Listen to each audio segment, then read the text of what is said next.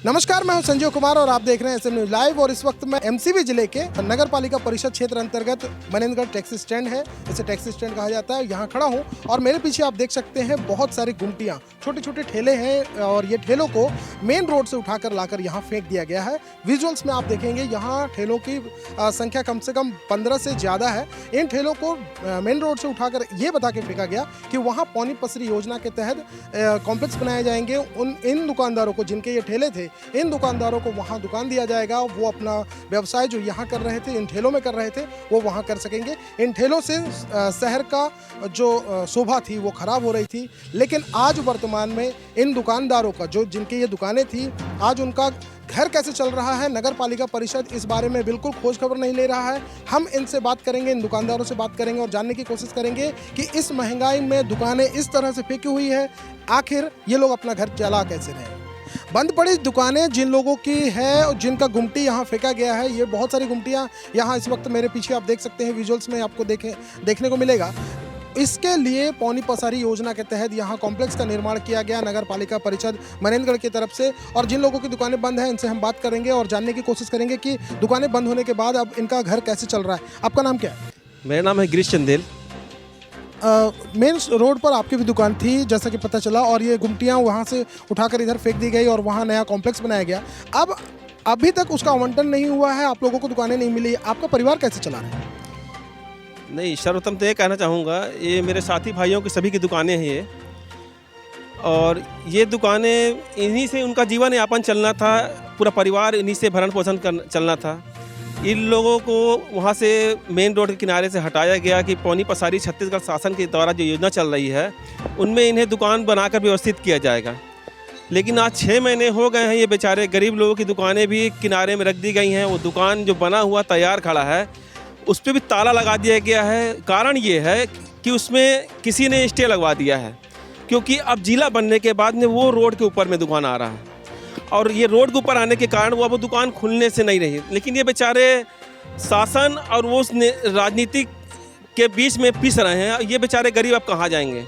राजनीतिक के लोग मिलकर इनका शोषण किए और उस पर कुछ और दूसरे पार्टी के राजनीतिक लोग एक दूसरे से टकराव होने के कारण उस दुकान को नहीं खोलने दे रहे हैं। और दो पार्टियों को टकराव से भैया ये बेचारे लोगों का, गरीब को पेट मारा जा रहा है। सबसे बड़ी बात है वहाँ स्टे होना। अब सबसे बड़ी बात है इसका जिला बनना एमसीबी, और एमसीबी जिला बनने के बाद में इस रोड की चौड़ीकरण होनी जरूरी है। ये दुकान अब देखा जाए तो खटाई में आ चुका है, जो अब नहीं खुल सकता, हमको ऐसा लग रहा है। और इन गरीब मजदूरों, व्यवसायियों का जरूर पेट मारा जाएगा। ये बेचारे अब कहीं के नहीं रहेंगे, क्योंकि जिस तरीके से इसमें राजनीति चल रही है, स्टे लगा हुआ हाईकोर्ट से, बस इससे ज़्यादा मैं कुछ नहीं कहना चाहूँगा। मैं गिरीश चंदेल, मनेंद्रगढ़ से। तो जैसा कि आपने देखा, गिरीश चंदेल जी ने बताया कि यहाँ पर चूँकि अब एमसीबी नया जिला बन चुका है, इसकी वजह से मेन रोड पर जो दुकानें, जो कॉम्प्लेक्स बनाया गया पौनी पसारी के तहत, जो कॉम्प्लेक्स बनाई गई, वो दुकान, वो कॉम्प्लेक्स अब पूरी तरह से विवाद के कारण बन चुकी है। उस पर स्टे लगा हुआ है। अब देखना होगा कि आखिर यहाँ जिन लोगों की दुकानें थी, क्या उन लोगों को दुकानें मिलेंगी, इनका पेट अब कैसे चलेगा, ये एक बहुत बड़ा सवाल है। पौनी पसारी योजना के तहत जो कॉम्प्लेक्स बनाई गई, उस समय जो सड़कों पर, सड़क के किनारे जो दुकानें थी, उन दुकानों को यहाँ ला करके फेंक दिया गया और विस्थापित किया गया। जिन लोगों को, उसमें से एक व्यक्ति मेरे साथ हैं, इनका सैलून है, नाव का काम करते हैं। इनसे बात करते हैं कि अभी वर्तमान में दुकानें बंद कर देने की वजह से इनको और इनके जैसे लोगों को आखिर कितनी तकलीफ हो रही है। आपका नाम क्या है? ऋतिक सेन। आपको जब सड़क पर आपकी दुकान थी, वहाँ से यहाँ क्या कहकर लाया गया? यहाँ हमें 1 महीने के अंदर दुकान मिल जाएगी, ये कहा गया था। किसने कहा था? ये अध्यक्ष प्रभा पटेल मैडम ने। तो अभी इस बात को कितने महीने या कितने दिन बीत गए? 6 मंथ हो गया, 6 महीने बीत गए। फरवरी में हटाया गया था। हमें दुकान में इधर फेंक देने से हमें बहुत परेशानी हो रही है। हमारा दुकानदारी चल नहीं रहा, हमें गरीबी की स्थिति देखनी पड़ रही है। यहाँ कुल कितनी दुकानें थी? कितनों दुकानों को विस्थापित किया गया? 17 दुकानें थी यहाँ। 13 दुकान बनी हैं पर मिली नहीं है। हमें गेट पे गेट दिया जा रहा है पर दुकानें नहीं दे रही हैं। क्या बताते हैं, क्यों नहीं मिल रहा है दुकान? ये लग गया, स्टे लग गया बताते हैं हमें। नगर पालिका में जाते हैं तो हमें स्टे लग गया बताते हैं, इस कारण दुकान नहीं दिया जा रहा है। तो अब आपकी तकलीफ मतलब कभी इस विषय में आप लोगों ने सारे दुकानदारों ने एकजुट होकर के नगर पालिका परिषद से बात की? बात किए थे पर बोले कि 10 दिन बाद बात आइएगा फिर बात करेंगे। 10 दिन बाद आप लोग गए? आज जाने का प्लान है।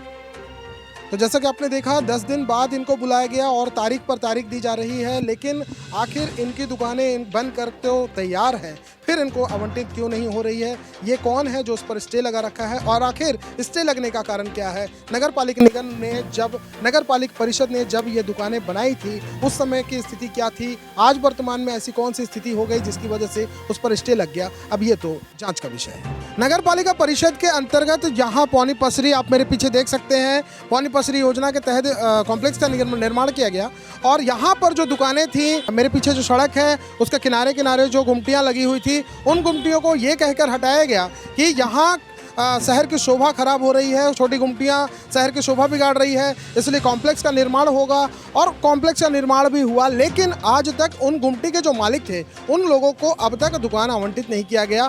आखिर क्या कारण है? इस वक्त मेरे साथ आनंद शर्मा जी हैं, गोंडवाना गणतंत्र पार्टी के मनेंद्रगढ़ नगर अध्यक्ष हैं। इनसे हम बात करेंगे और जानने की कोशिश करेंगे कि आखिर क्या लगता है इन्हें, क्यों अगर अब तक इन दुकानों का आवंटन नहीं हुआ। आपका नाम? मेरा नाम आनंद शर्मा है। क्या लगता है क्यों अब तक पौनी पसरी के तहत जो कॉम्प्लेक्स बनी है अब तक दुकानों का आवंटन नहीं हुआ, क्यों? मेरे हिसाब से तो ये जो गरीब जनता को जो दुकान खाली करके दुकान बनाया गया है पौनी पंसारी का, इनको ये कहे कि दुकान बनाया गया था कि जब अभी आप लोगों का ठेला चल रहा है, इसके बाद जो दुकान 1-2-3 महीने की दुकान तैयार हो जाएगी तो आपको दुकान मिल जाएगी और खाली आपको किराया लगेगा, जहाँ तक मेरी जानकारी है। उसके बाद आज देख रहा हूँ 7 महीना हो गया, ये 14 दुकानें हैं। 14 दुकानें में अगर प्रति व्यक्ति दिन का अगर वो 300 रुपये अभी रोज कमाता है, 300 रुपये रोज तो चली गई उनकी।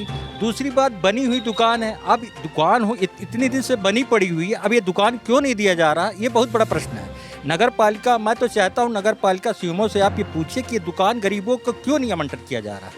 तो ये क्या लगता है, नगर पालिका परिषद के अंतर्गत दुकानें बनाई गई, कुछ लोग बता रहे हैं कि इस पर स्टे लग गया है। स्टे लगने का क्या कारण हो सकता है? देखिए, स्टे लग भी सकता है क्योंकि ये रोड के किनारे दुकान है। ये अगर बिना सोचे समझे अगर ये काम करेंगे तो स्टे लगना कोई बड़ी बात नहीं है। क्योंकि अगर शासन प्रशासन जब काम कर रहा था, उनको देख समझ के काम करना चाहिए था। जब ठेला में लोग रोजी कमा रहे थे, उनको नहीं हटाना चाहिए था।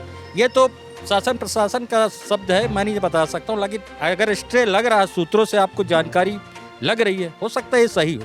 लेकिन लाखों रुपए खर्च करने के बाद अगर उन दुकानों में ताले ही लगे रहेंगे तो आखिर फायदा क्या हुआ? नगर पालिका परिषद का तो पैसा बर्बाद हुआ, लोगों का आमदनी मार खाया। तो आखिर क्यों ऐसा काम किया जाता है? क्या इसके लिए कोई विकल्प है?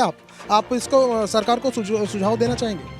सरकार को मेरा यही सुझाव है, जैसे तैसे आपने दुकान तो इनको बना दिया, अगर दुकान नहीं बनाए हैं, वो बेचारे गरीब लोग बेरोजगार हैं, कम से कम गिरी हालत में उनको महीने का 5-5 हज़ार रुपया दीजिए, बैठे हैं जब तक ये मामला चल रहा है। क्योंकि ठेला लोगों ने हटाया है, नगर पालिका ने हटाया, बिना सोचे समझे हटाया, तो ये गरीब जनता के साथ नाइंसाफ़ी हुई। और मैं तो नगर पालिका से दरख्वास्त भी करता हूं और रिक्वेस्ट भी करता हूं कि गरीबों को ज़्यादा सताया ना जाए।